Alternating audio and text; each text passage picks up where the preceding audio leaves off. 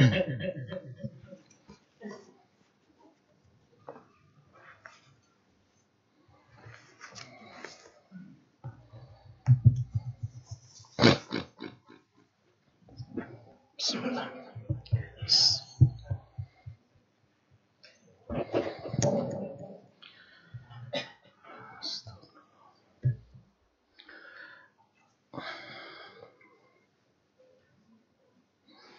Assalamualaikum warahmatullahi wabarakatuh. Alhamdulillahilladzi wa kafa. Wassalatu wassalamu ala abdihi mustafa wa ala alihi asy-syurafa wa ashabihi al-kiramin nubala wattabi'ina lahum biihsanin ila yaumil iqabi wal jazaa. Asyhadu an la ilaha illallah wahdahu la syarika lah jalla wa ala wa asyhadu anna Muhammadan abduhu wa rasuluh nabiyyul huda. Ya ayyuhalladzina amanu taqullaha haqqa taqwa wa raqibuhu bis-sirri wan najwa fa innahu qad faza man ittaqa. Ya ayyuhalladzina amanu taqullaha haqqa tuqatih wa la tamutunna illa wa antum muslimun. Bapak dan ibu-ibu, saudara-saudara dan saudari-saudari, kaum muslimin dan muslimat, al-hadirin wal hadirat, wal musyahidin wal musyahidat, awal mustami'ina wal mustami'at. Jemaah salat subuh di Masjid Zaid bin Thabit radhiyallahu anhu Pekanbaru yang saya muliakan, yang saya hormati, yang saya cintai. Alhamdulillah, subuh ini masih Allah izinkan kita menjadi bagian dari hamba-hambanya yang datang ke rumahnya.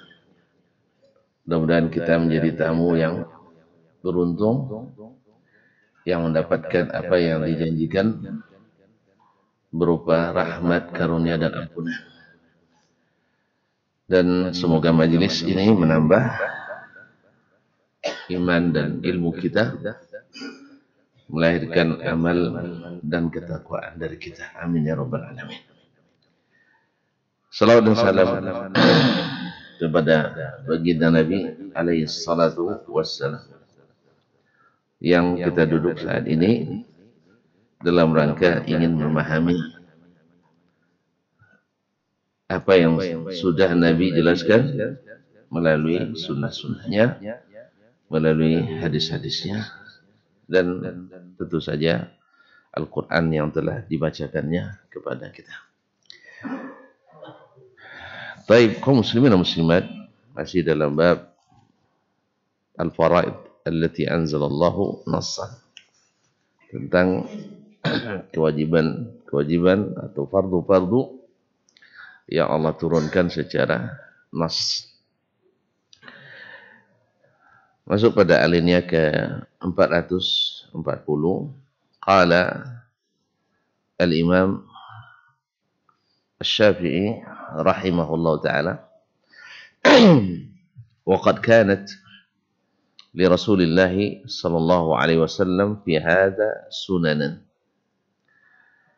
Sungguh dalam masalah seperti ini terdapat beberapa sunnah dari Rasulullah sallallahu alaihi wasallam.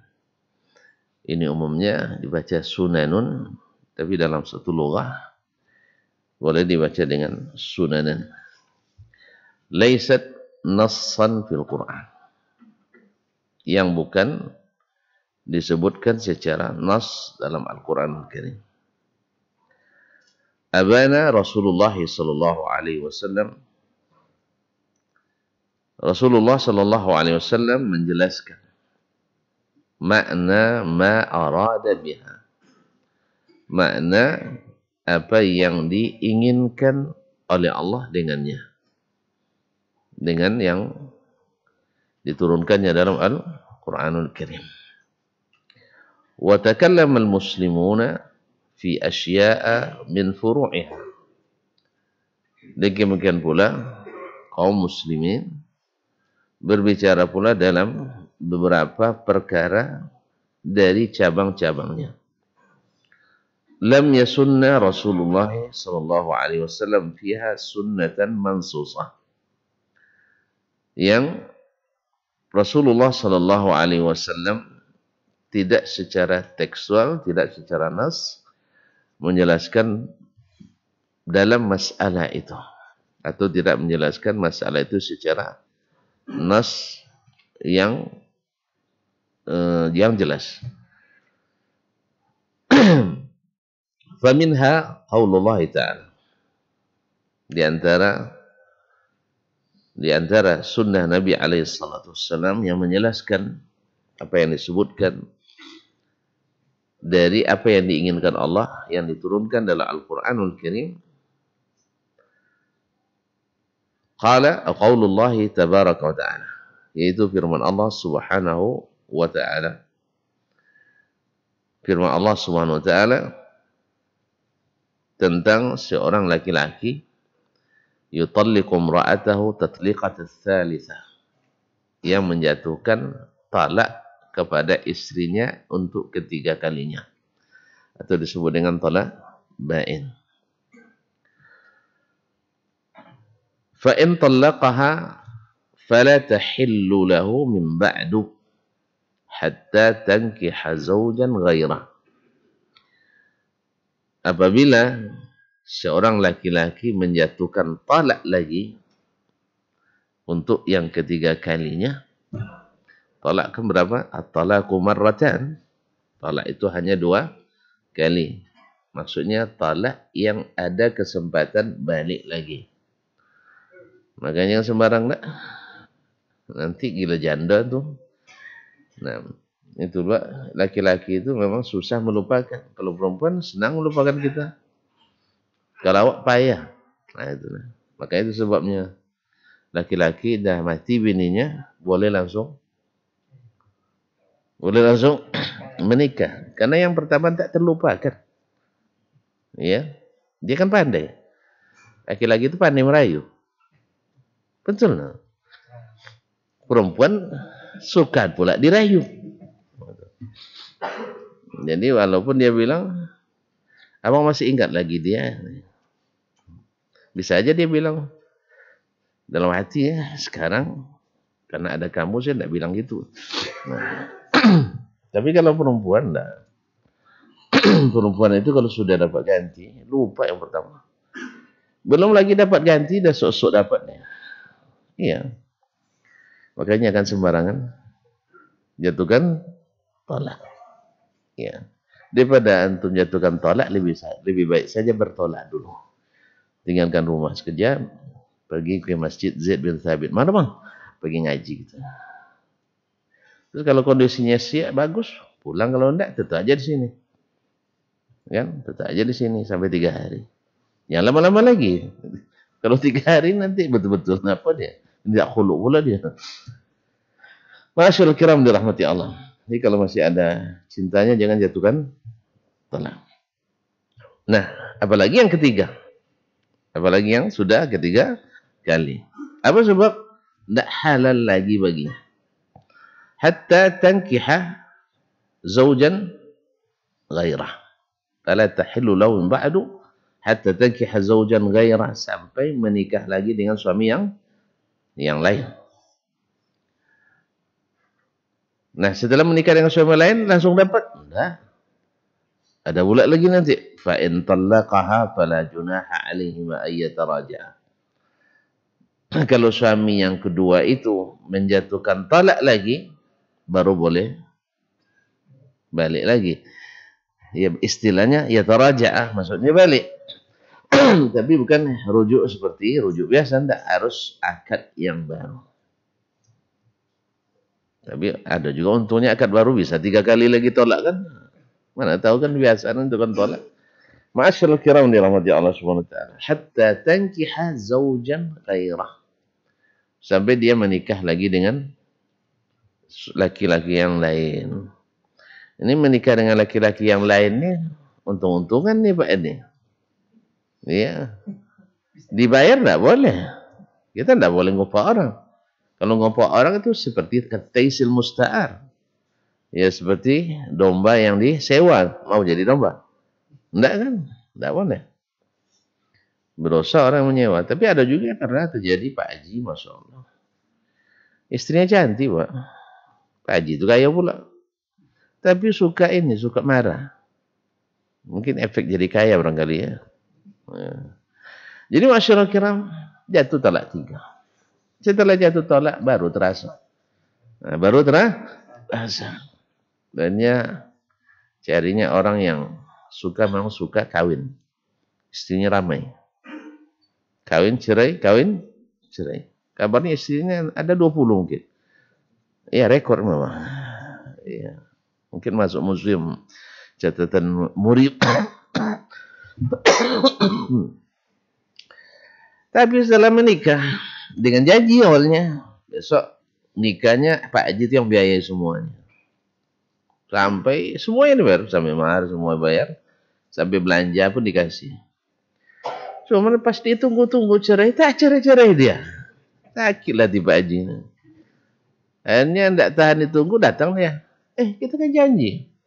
Pak Haji, saya janji nikah aja, tidak janji cerai. Nikah kami dah sah. Sabar aja lah Pak Haji nunggu. Kami alhamdulillah sekarang tidak ada masalah lah. Akhirnya merahna lah Pak Haji. Sampai mati tak cerai dia. Tahan pula. Macam mana pula Pak Haji? Cantik.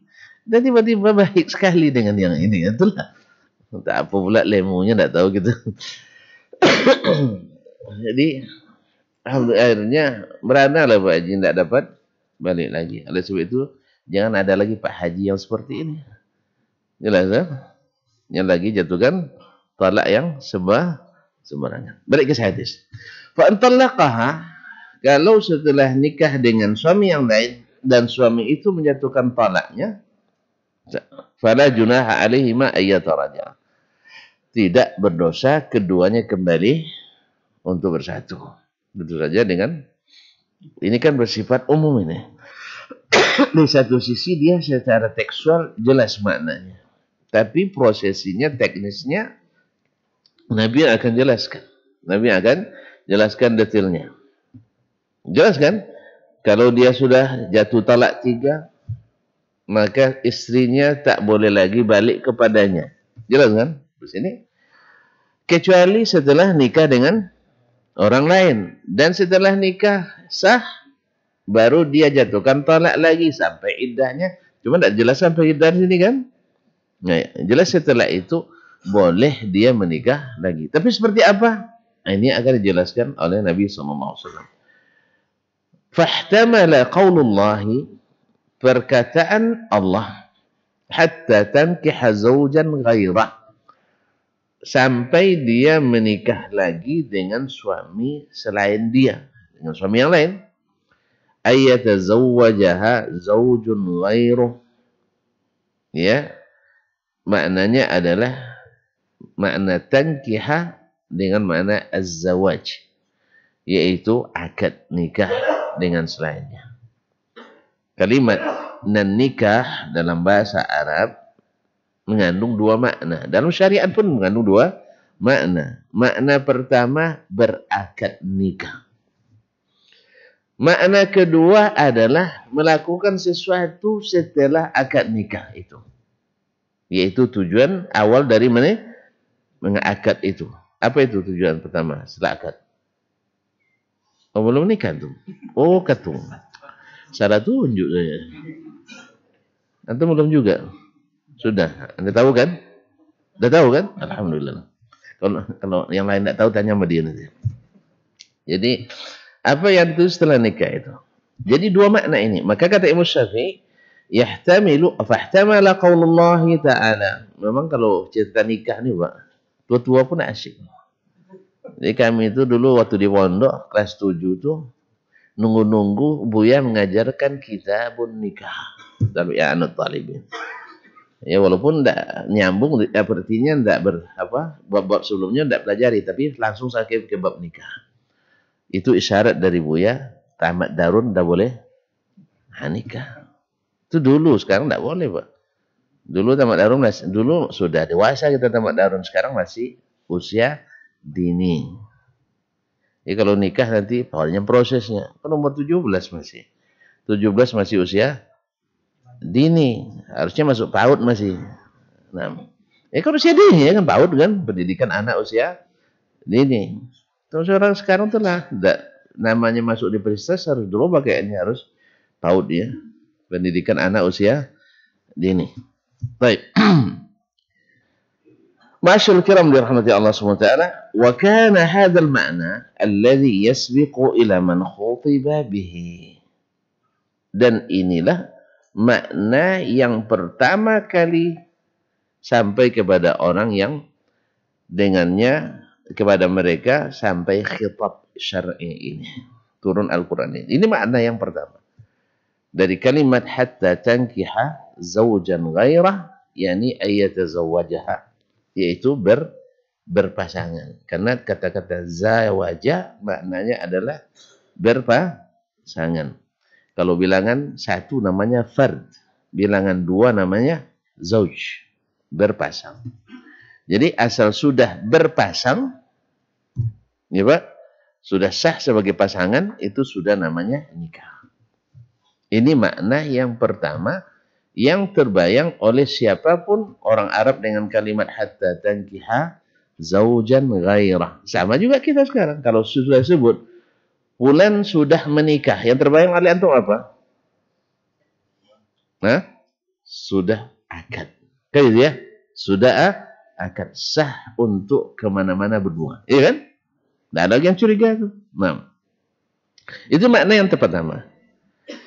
Annaha idza uqidat 'alaiha 'uqdatun nikahi faqad nakahat. Bahwasanya apabila sudah diakad dia dengan akad nikah, maka dia sudah disebut menikah. Ini makna yang pertama. Ini makna yang az-zahir. Al-makna al-mutabadir. Makna yang pertama dipahami oleh orang-orang ketika membaca hatta tankiha zaujan ghairah. Sampai dia menikah dengan suami selain suami pertama. Ma'asyarul kiram yang dirahmati Allah SWT. Kemudian berkata Imam kita Asy-Syafi'i rahimahullah, wahtamala. Dan ada makna lain yang terkandung pula dalam kalimat hatta tankiha zaujan ghairah. Hatta yusibaha zaujun ghairuhu. Sampai dia digauli oleh suami selain suami yang pertama. Tahu mana digauli? Tidak tahu? Ya pantaslah. Nah, apa bahasa yang, karena digauli kan juga bahasa umum. Tidak paham Mbak Di? Nah itulah. Itu bedanya. Maka itu jangan lambat-lambat biar paham. Ya, ternyata orang tua-tua lebih paham syariat ini. Makanya cepat tua ya. Cepat tua. InsyaAllah. Antum kalau sudah tua seperti beliau nanti paham. Terus kapan rencananya? Kasih tahu kita-kita ini. Nah, kaum muslimin dan muslimat. Hatta yusibaha zaujun ghairuhu. Sampai dia digauli oleh, kalau bahasa kami pondok dulu, sampai dia ditimpa oleh suami selain yang pertama. Nah, ditimpa lebih paham ya? Ditimpa. Emang payah betul mau. Kami belajar fikih waktu itu di LIP-nya Jakarta. Di LIP-nya Jakarta, guru kami ada tamat Madinah juga S2. Mendiang rahimahullah ta'ala. Jadi baca hadis hatta waqa'a ala zawjihi, sampai dia jatuh di atas suaminya, istrinya. Jadi ada yang mahasiswa yang pura-pura tidak paham kan apa makna jatuh ke atas istrinya, Ustaz. Kan bahasa Arab dia. Kan tidak dia terjemahkan. Kan waqa'a kan terjatuh. Ala ke atas. Zawjihi istrinya. Kawannya bilang, ya Syekh, ma makna waqa'a ala zawjihi katanya. Lalu dia jelaskan. Ustaz ini kan biasa kalau belajar siang pun tak ngantuk dengan beliau. Pandai dia menghidupkan suasana. Dia bilang, abuka katanya, bapakmu yashtagil ala saqaf, yuslihu saqaf, sedang memperbaiki loteng. Wa ummuka tatbukh tahtahu, sedang masak katanya. Thumma waqa'a abuka alaiha. Kemudian ayahmu jatuh ke atas ibumu. Itulah waqa'a alaiha katanya. Paham katanya? Itu bahasa bilang paham. Kok enggak banyak lagi keterangannya. Paham Ustaz. Padahal dia ada paham sebenarnya. Hanya mancing-mancing Syekh ini suka memang. Jazakallah khairan rahimahullah ta'ala. Jadi hatta yusibah sampai dia menimpanya. Paham ya? Memang tua-tua lebih paham juga. Paham? Ini bahasa letterlexnya. Artinya sampai digauli oleh suaminya yang baru menikah tadi. Masyaallah kiram dirahmati Allah Subhanahu wa taala, li'anna isman nikah yaqa'u bil isabah wa yaqa'u bil aqdi. Karena nama menikah yang disebut dalam ayat dikatakan nakaha fulanun fulanatan, fulan menikah dengan si fulan, mengandung dua makna itu. Mengandung dua makna. Makna al-aqd yaqa'u bil isabah, disebut menikah apabila dia sudah menggauli, wa yaqa'u bil aqdi, dan disebut juga dia sudah menikah bila sudah berakad. Jadi kalimat hatta tankiha, sampai dia menikah lagi, mengandung dua makna. Jelas tadi? Jadi satu sisi dia teks bahwasanya mesti menikah. Tapi makna itu ada dua yang terkandung dari kalimat menikah itu. Falamma qala Rasulullah sallallahu alaihi wasallam, tatkala Rasulullah sallallahu alaihi wasallam berkata, limra'atin talaqaha zawjuha thalathan, kepada seorang wanita, yaitu istri Rifa'ah al-Ansari. Istri Rifa'ah kepada seorang wanita yang ditalak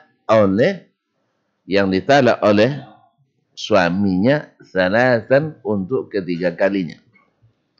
Wa nakahaha ba'dahu rajulun, setelah sampai iddahnya dia dinikahi oleh laki-laki lain, yaitu Abdurrahman ibnu Zabir.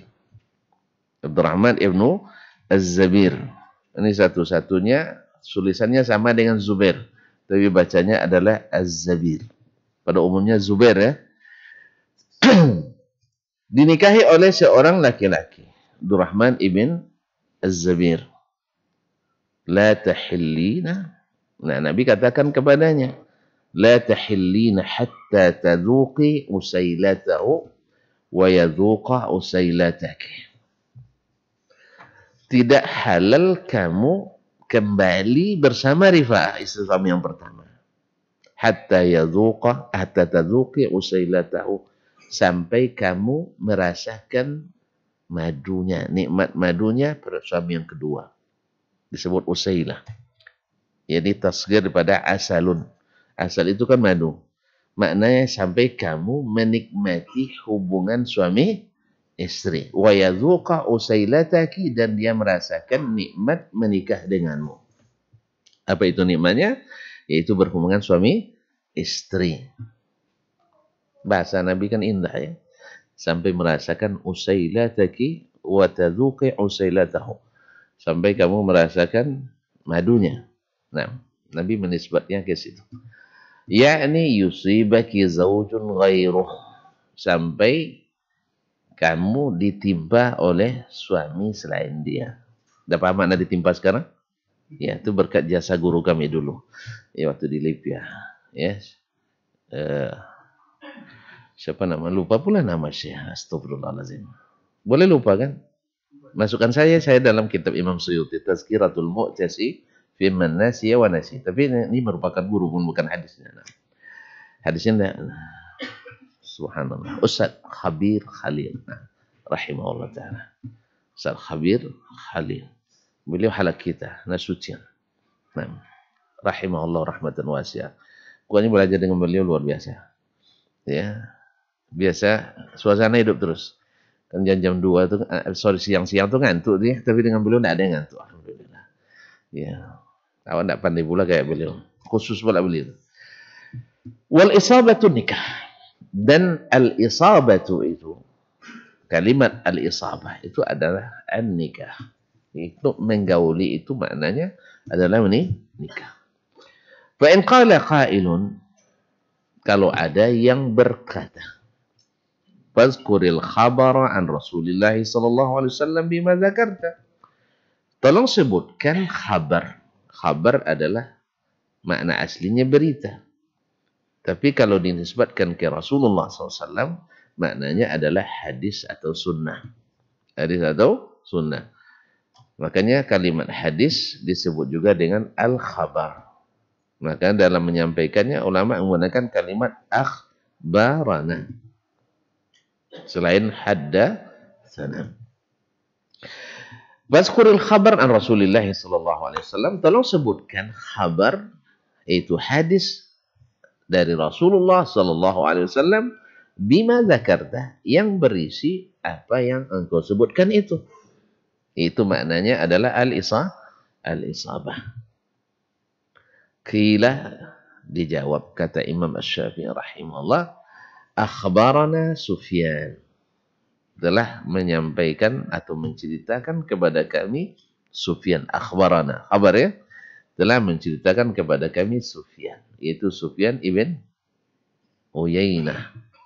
Kalau Imam Syafi'i mengatakan dari Sufyan, yaitu Sufyan bin Uyainah al-Hilali Abu Muhammad al-Makki, faqihul Hijaz wa muhaddithuha, yaitu muhaddis Hijaz dan ahli fikihnya. An Ibn Shihab, dari Ibnu Shihab, masyhur Ibnu Shihab, Abu Bakar Muhammad ibn Muslim ibn Ubaidillah ibn Abdullah ibn al-Harith ibn Hisham ibn Shihab az-Zuhri, dikenal dengan Imam az-Zuhri.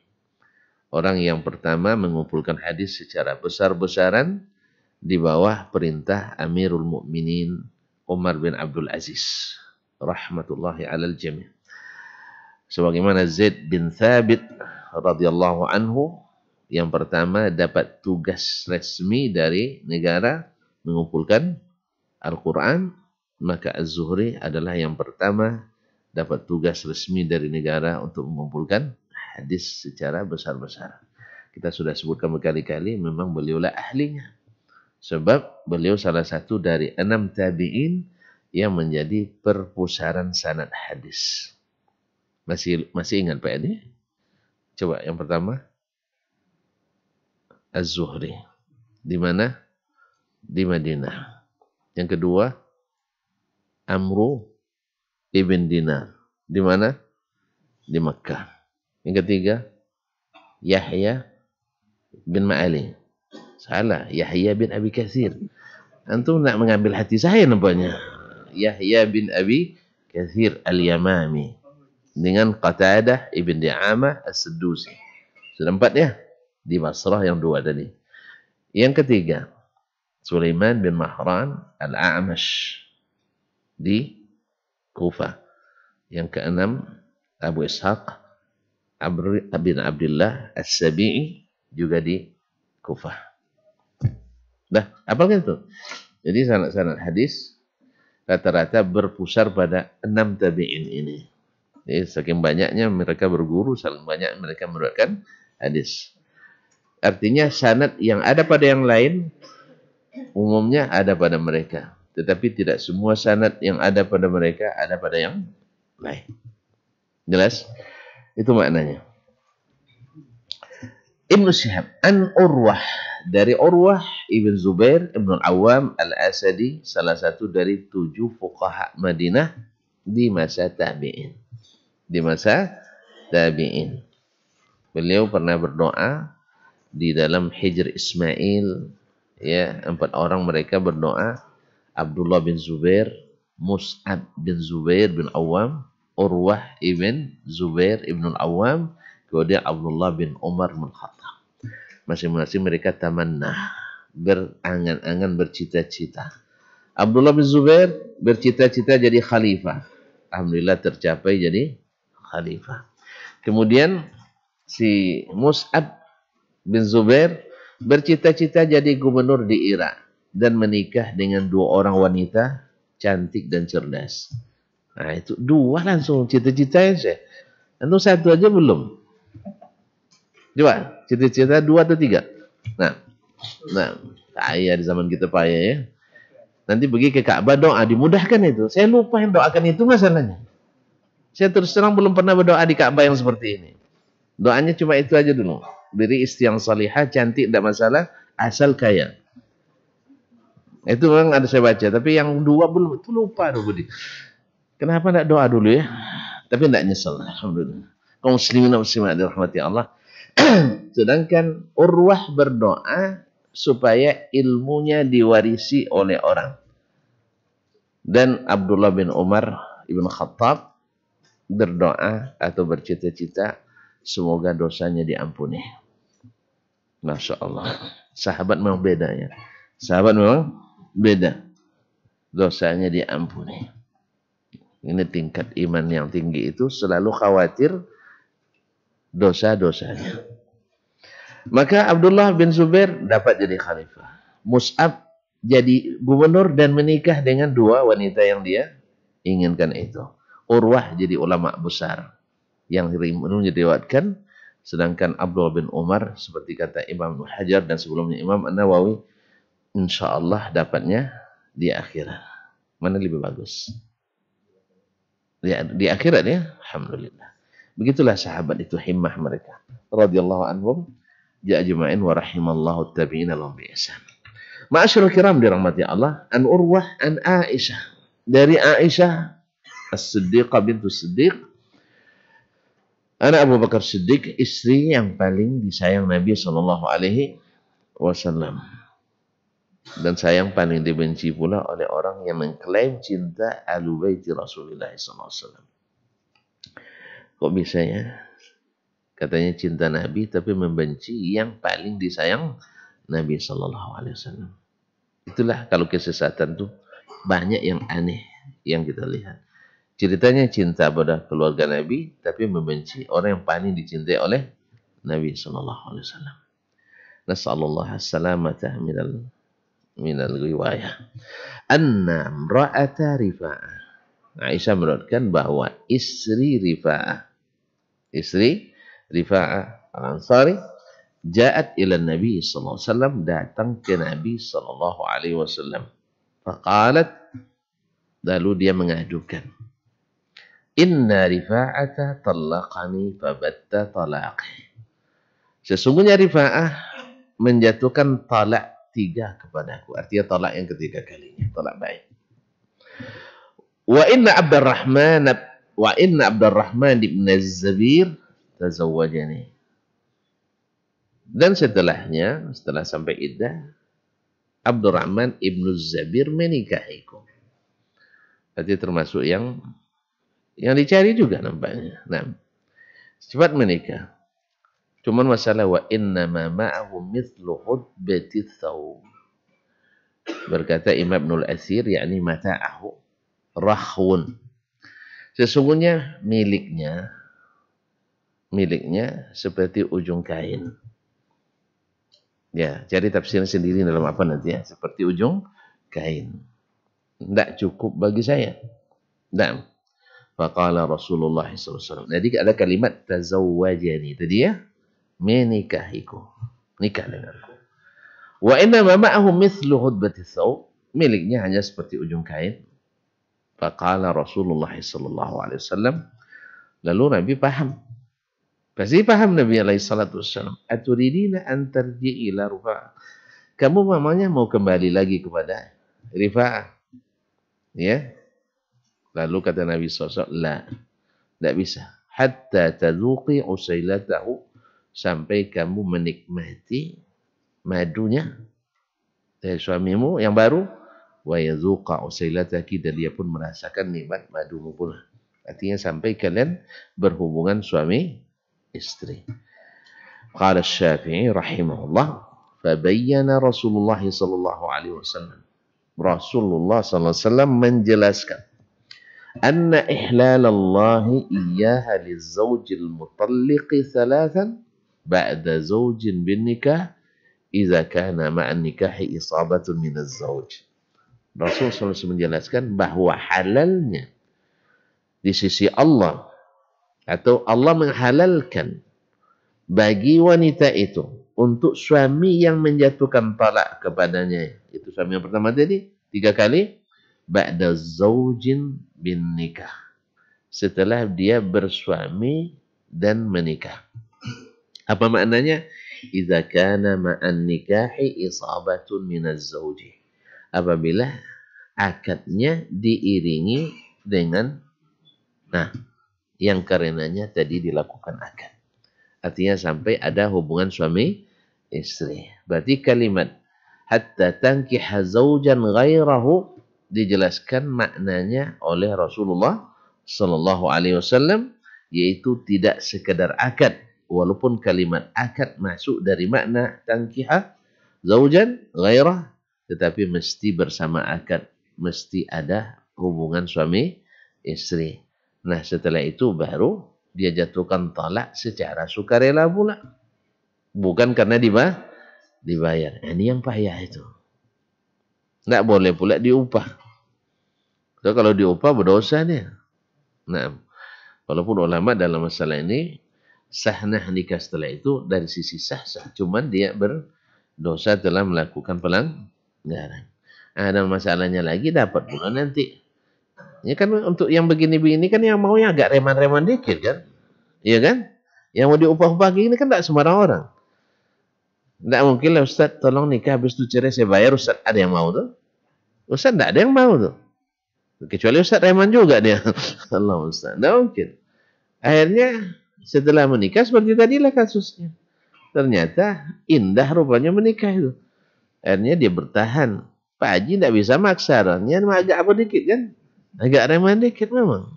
Jadi kaum muslimin dan muslimat dirahmati Allah, ini juga tersimpan makna bahwasanya kita tidak boleh sembarangan untuk tidak segera, mesti berpikir panjang sekali. Ya, kecuali sebab-sebab yang benar-benar syar'i. Ya, kalau seandainya kurang jatah makanan kita, kan masih boleh belanja kan? Di warung yang tidak boleh belanja. Makan, Pak. Bapak lain perginya. Kalau gitu pahamnya, kalau tidak bisa cukup dengan kantor pusat, boleh buka cabang. Iya, buka cabang kan boleh. Asal Bapak urus perizinannya. Kan itu syaratnya, asal legal dan formal. Jangan sembunyi-sembunyi. Ya, Dek, abang nak menikah pasti berubah sayang itu langsung. Ini kan kalau sudah akan diambil orang, sayang mau kita. Iya. Bukan ibu, sayang dia. Langsung berubah. Dulu kalau pulang kita tidak dikasih apa-apa kan. Sekarang tidak. Kalau sudah tahu dia akan sudah mulai berpaling hati kita. Pandai pula. Dia merayu tuh. Ya. Dah dekat-dekat lagi. Nah.